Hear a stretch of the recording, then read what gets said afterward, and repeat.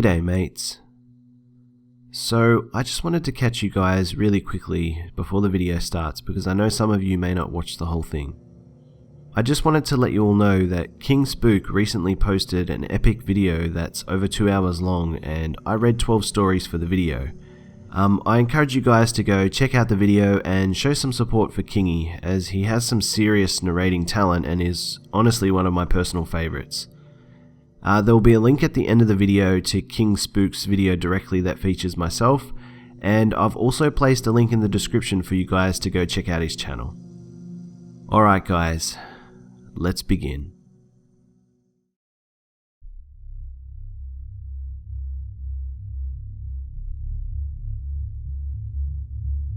Number 4. So, about 4 or 5 years ago, when I was 15 to 16 years old, my mum took me to McDonald's for lunch. We went inside of the restaurant and my mum immediately headed to the bathroom. When I rounded the corner to get in line, I noticed something weird was going on. There was a man at the counter acting super strange, and lots of people in line were backing away from him and gathering into a little crowd further back. The man started shouting loudly at the woman behind the register and banging his fists on the counter. He lifted up his shirt to expose himself to the lady and started yelling extremely vulgar things to her. This is where I stepped in. Since no one else was intervening in the situation, it was my time to shine. Being a young, punk-influenced teenager, I thought I was going to be the hero. I walked right up to the man and shouted something along the lines of, "Oi, dickhead, the fuck are you doing? Shut the fuck up and leave." He turns around and exposes his chest to me and yells gibberish at the top of his lungs. I then thought it would be a good idea to swing a fake punch at him to scare him off. Bad idea. He immediately digs into his pocket and pulls out a huge knife. I don't even know how he was stashing that thing in there. He just holds it out in front of him and starts yelling some more. Everyone who was previously in line behind me scatters and starts yelling. At this point, lucky for me, my mum came out of the bathroom and noticed I was in some sort of trouble. She immediately grabbed me by the back of the shirt and dragged me out of the McDonald's, yelling at me. I explained to her what happened, and she told me how stupid I was to try anything and that man was probably mentally challenged. Someone came out from the restaurant and found me and said they calmed the man down and discreetly called the police as not to see the man go off again. We waited in the parking lot and the police showed up shortly after. They detained the man, and as they were bringing him outside to a squad car, the man looked at me straight in the eyes, smiled, and then screamed, "I'll gut you next time, I swear I'll gut you, pretty boy." Number 3. When I was growing up, my dad and I lived with my grandparents. My parents had me while they were teenagers, and my dad got full custody because he lived with my grandparents and my mum was just living with random friends, going from house to house every few weeks. I was the daughter that my grandparents never had, and they doted on me. When I was 6, my grandpa passed away from cancer. This story takes place about 5 months after he passed away. This was, I believe, a Saturday, and my dad was at work.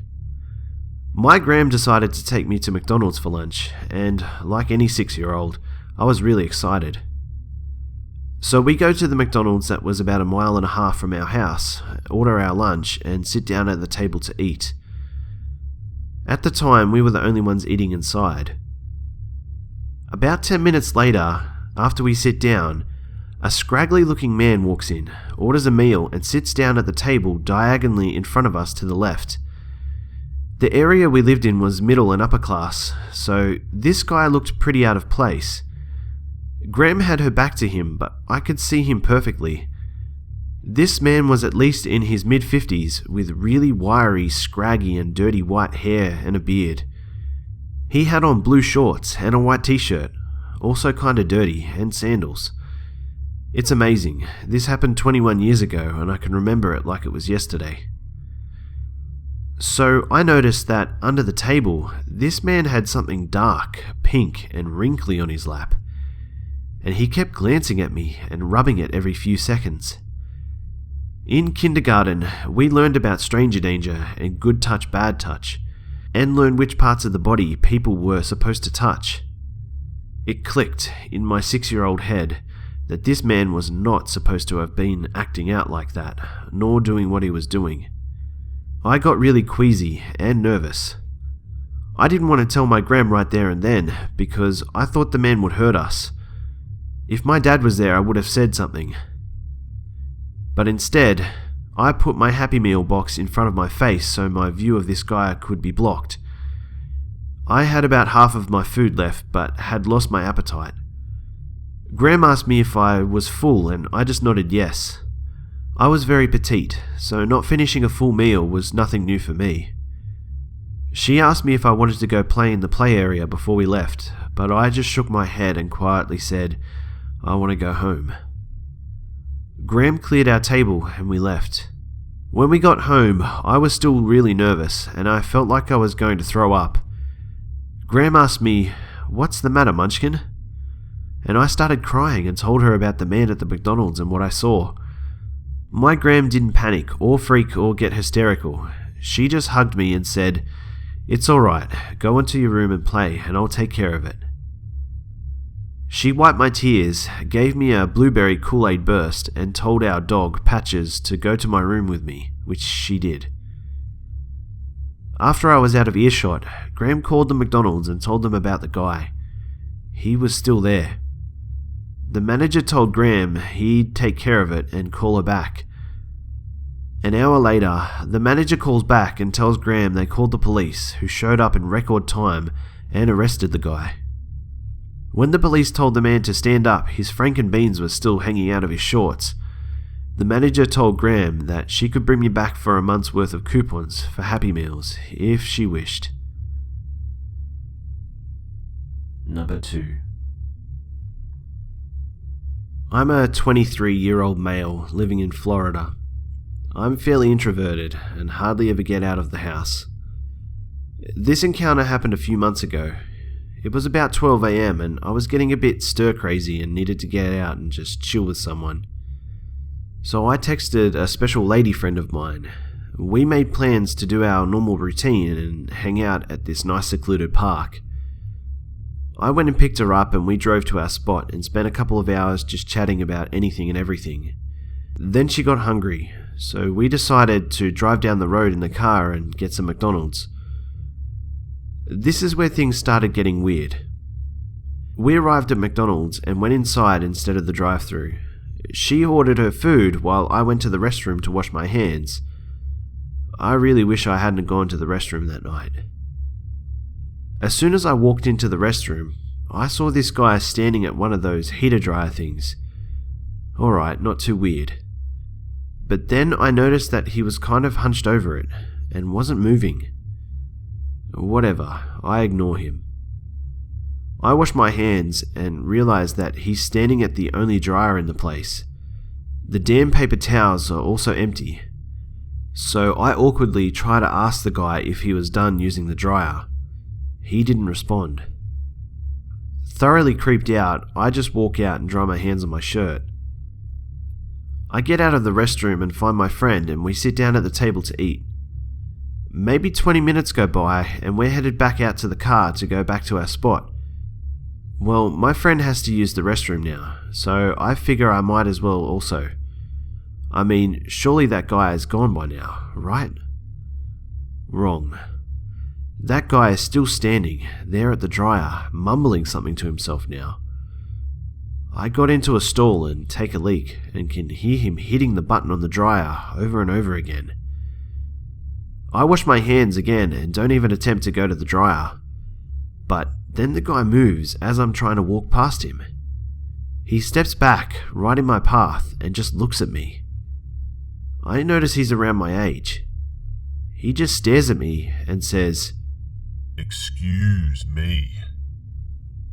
Okay. I put my head down quickly and say, "Pardon me," and rush around him to get out of the bathroom.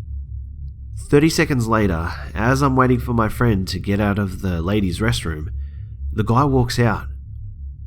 He just sits down at a table near me and is just staring straight at me. My friend walks out and notices the creep just eyeballing me. She jokingly asks, "Make a new friend in there, hey?" I just shake my head at her and try to lead her out to the car without making it obvious I'm wanting to run from the guy.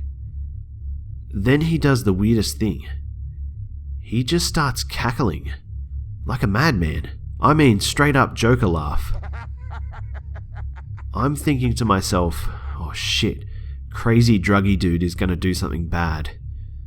Then he just stops, suddenly, looks down at my feet and says, "Nice shoes, Osiris?" I manage to mutter, thanks, and quickly walk away out to the car. As my friend and I are getting into the car, we notice the guy staring at me from inside McDonald's, just straight eyeballing me, death stare. Then he stands up and starts booking it towards us. He wasn't running, but he was like speed walking. He bursts through both doors of the McDonald's and starts coming right at us, and now he looks angry. I pulled out of the parking so fast, it's a damn good thing the roads were empty. My friend and I sped off and went back to our spot and hung out some more. Every car that we saw in the distance, I kept freaking out, expecting it to be the weird guy following us. My friend just teased me about it the entire night, and still teases me about it to this day, about how I made friends with a creeper in the bathroom who liked my shoes. Number 1. So, I work at a small McDonald's in an even smaller town in the south, and I've encountered many strange people and seen some fucked up things so far, but I saw something today that I thought I would never see, and I was shocked at how many people didn't notice what was taking place right next to them. I was working behind the counter at around 7 PM, and we had lots of people in the lobby, a few children as well. I like kids, so I usually watch them play around in the lobby because they're all really cute, but I got distracted by the large amount of customers we had to serve and ignored them for probably about 15 minutes. I looked back when I heard a man ask in a small voice, almost whispering, "So how old are you?"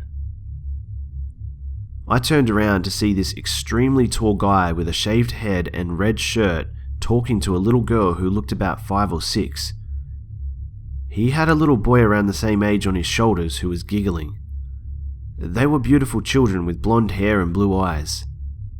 I saw that they were happy and the guy seemed friendly, but something in my head was extremely worried. What grown man would ask a little girl how old she is? And if he knew who they were, wouldn't he already know? Why would he care? But after this, he said something that made my heart sink. "You should come with me now. I have a little brother who's 6 too. Let's go play with him." He then began to walk to the exit with the boy on his shoulders and the girl tagging along, and I immediately shot for the door to stop him, just as a lady with blonde hair came out of the bathroom shouting, "Hey, where are you guys going? Get over here." The tall guy froze with eyes as big as saucers. He was fucking petrified. The lady then scooped up the little girl in her arm and reaches for the boy as the tall guy lets him down, stammering, "Oh, I was just playing with your kids. They're really nice kids. I just really like kids." All at once with a nervous smile. The blonde lady then faked a smile back, but still had eyes that clearly said, "Stay the fuck away from my children, you fucking creep." But her mouth ended up saying, "Oh, well, I'm glad you had a nice time, but we need to order now," and led her kids back up to the restaurant. The tall guy then hurried out of the front exit, and the lady clutched her kids close to her the entire time she was there, even in their booth. If I ever see that guy at work again, I will immediately call the cops on him. Who knows what would have happened to those kids if I wasn't looking, or their mother hadn't come out of the bathroom at that very second. I think it's awful that she left her kids unattended in a full restaurant lobby, but no one deserves to lose their children to a disgusting creep with a sick grin like that.